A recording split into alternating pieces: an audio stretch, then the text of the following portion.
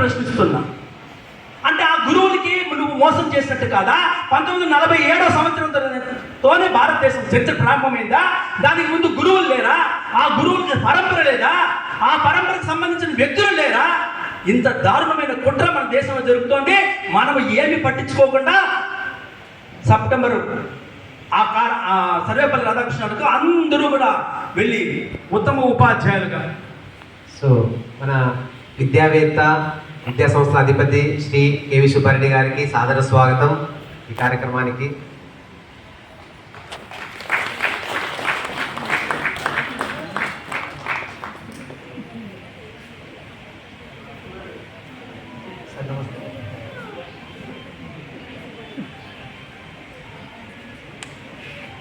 కాబట్టి ఈ సమాజంలో జరుగుతున్నటువంటి వికృత్యాలను మనం గమనించాలి. అటువంటి ఘోర ఘటనల గురించి మనం ఆలోచించేటప్పుడు మన ఆది గురువు ఎవరు? మన ఆది గురువు ఎవరంటే వ్యాస భగవాను. ఆ వ్యాస భగవాను మనం గుర్తించకుండా ఎవరో 3వ వ్యక్తిని, 4వ వ్యక్తిని, 44వ వ్యక్తిని, 444వ వ్యక్తిని మనం పూజించడము మన దౌర్భాగ్యం. ఇటువంటి దౌర్భాగ్య పరిస్థితుల నుంచి మనం బాగుపడేటప్పుడే మన పిల్లల భవిష్యత్తు బాగుపడుతుంది అనేటువంటి ఉద్దేశంతోనే మేము ఈ కలియుగానికి ఆది గురువు ద్వాపర యుగంలో ఉన్నటువంటి వ్యాస భగవానులైనటువంటి వారిని ఎట్టయితే మన ఆది గురువుగా తీసుకుంటామో ఆ ఆది గురువుని ఈరోజు వ్యాస పౌర్ణమి అనే పురస్కారాలతో మన గురువులను సన్మానించేటువంటి కార్యక్రమాన్ని, విశాల కార్యక్రమాన్ని రాష్ట్ర వ్యాప్తంగా చేస్తున్నాం. ఇదే ఏ వ్యక్తిని చేసేటువంటి ఉద్దేశం కాదు. ఇక్కడ ఒక సంస్థ చేస్తున్నటువంటి పని, ఒక సనాతన సంస్కృతి, సాంప్రదాయం, ధర్మాన్ని నిలబెట్టే పని చేస్తున్నాం. అసలు వ్యాసుల వారిని మర్చిపోయారు. వ్యాసుల వారు ఏం చెప్పారు? యస్మిన్ యదా వర్తతే తవ్యో మనుష్యః తస్మిన్ తదా వర్తవ్యం సధర్మః అని చెప్పారు. ఎవడు నీతో ఎలా ప్రవర్తిస్తాడో వాడితో నీవు అలాగే ప్రవర్తించండి అని చెప్తాడు. అంటే ఈ వారు చెంపదెబ్బ కొడితే ఈ వారు చూపించిన ఆయన దెబ్బలు తింటూ బతికిన ఆయన అనే ఉద్దేశం కాదు. కొడితే తిరిగి కొట్టాలి, దిమ్మ తిరిగే మరిగా. ఈ దేశంలో జరిగినటువంటి అరాచాలు, అగ్రకృత్యాలకు తీవ్ర పోరాటం చేయాల్సిన పరిస్థితి మనం కలగజేసుకోవాలి. అటువంటి చదువు మనకు కావాలి. అహింస పరమో ధర్మ, కానీ దానికంటే ముఖ్యము ధర్మహింస తథయోచ. నీ ధర్మానికి హింస కలిగినప్పుడు చేతులు గాజులు చుడుకొని ఏడుస్తూ కూర్చోమని ఎక్కడా చెప్పలేదు. ఆ శ్రీకృష్ణ భగవానుడు నీ కార్యాన్ని చేయమన్నాడు. అదే కృష్ణ పరమాత్మ ఎంతో చేసిన వాడిని అభినందించాడు. ఓపెన్ హర్మర్ అనేటువంటి న్యూక్లియర్ సైంటిస్ట్ కృష్ణ పరమాత్ముడు చెప్పినటువంటి విషయాన్ని తనకు ప్రేరణ అని చెప్పి మాట్లాడే పరిస్థితి ప్రపంచానికి ఉంది. కానీ మన దౌర్భాగ్యం ఏమంటే ఆ ప్రపంచం చెప్పినటువంటి విజ్ఞానము మన దగ్గర నుంచి వచ్చిందన్న విషయాన్ని మనం గుర్తించడానికే కష్టంగా ఉంది. ఇక్కడ మనం చూడాల్సిన విషయం ఏమంటే మహిళలు, ముఖ్యంగా మహిళలకు మన దేశంలో చదువు లేదని విపరీతమైన ప్రవర్తిస్తూ ఉంటారు. అసలు చదువుల తల్లి సరస్వతి ఎవరు? ప్రపంచంలోకి ఎవరికి ఉండేటువంటి దేవి, ఆ దేవి ఎవరా అంటే హిందువుల దేవి.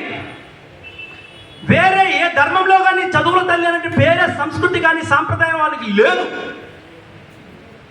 అదేవిధంగా గార్గి, మహిపాల, ఉదయభారతి, ఇటువంటి వాళ్ళందరూ కూడా ఎంతో మంది మన మహిళలు ఉంటే కొత్త సంస్కృతిని తీసుకొచ్చారు. నేను ఎవరికి కానీ వ్యతిరేకం కాదు, ఉన్న వాటిని స్పష్టంగా చెప్తాను. ఈ దేశంలో చదువుతారు స్త్రీలు లేరా అంటే ఒకసారి స్త్రీలందరూ చేతులు పెట్టి చెప్పండి. చదివిన స్త్రీలు మన పురాణాల్లో లేరా? సావిత్రిబాయి పూలకు ముందు ఎవరు లేరా అండి? ఒక్కసారి ఆలోచిద్దాం. సావిత్రిబాయి పూలకు ముందు ఈ దేశంలో చదివిన స్త్రీలు ఎవరు లేరా? ఎంత దారుణమైన కుట్ర చూడండి. ఒక కుట్ర మన వేలుని మన కన్నుతోనే పొడిస్తారు. ఆ విధంగా లేని అభూత కల్పన సృష్టిస్తారు. ఆ అభూత కల్పన నమ్మే విధంగా చేస్తారు. వీటన్నిటికీ మూల కారణం అంటే ఈ దేశం పైన దాడి చేసేటువంటి సంస్కృతి, సాంప్రదాయం కలిగినటువంటి కొంతమంది విదేశీ భావజాలకు సంబంధించిన వ్యక్తులు, వారి కుట్రలు, వారి సంస్థలు. మ్యాక్స్ ముల్లర్ అనేటువంటి వ్యక్తి ఈ దేశాన్ని విడగొట్టాలనే ఉద్దేశంతో ఆర్య ద్రావిడ సిద్ధాంతం తెచ్చారు. ఆర్యులు వేరే, ద్రావిడులు వేరు. ఆర్యులు ఉత్తర భారతదేశీయులు, ద్రావిడు దక్షిణ భారతదేశీయులు. ఆర్యులు రాముడు పూజిస్తారు, ద్రావిడులు శివుడిని పూజిస్తారు. ఈ బుద్ధి లేని గాడులు తెలియదు కేదారనాథ్ ఉత్తర భారతదేశంలో ఉంటుందని. అదే బుద్ధి లేని ఎదవకు తెలియదు రామేశ్వరం తమిళనాడులో ఉంటుందని. కానీ దీన్ని చెప్పేటువంటి వల్ల వేసేటువంటి కమ్యూనిస్టులు మన పైన రుద్దుతుంటారు ఆర్య ద్రావిడ సిద్ధాంతం. మీరు 8వ తరగతి టెక్స్ట్ బుక్ లో చూస్తే రామాయణం గురించి ఈ విధంగానే చెప్పారు. ఆర్యుల ప్రకారం రామాయణంలో ఎవడండి వీడు, కానీ నేను ఈరోజు ఎలిగితే చెప్తున్నాను, కానీ పాఠం చెప్పేటప్పుడు అదే చెప్తాను. దురదృష్టం. ఎందుకంటే మనకు రాసే పుస్తకాల రచయితలు ఆ విధంగా తగలబెట్టారు. మీకు ఒక అద్భుతమైన విషయం చెప్తాను, తర్వాత మీరు అద్భుతమా కాదని వెంటనే నాకు చెప్పండి.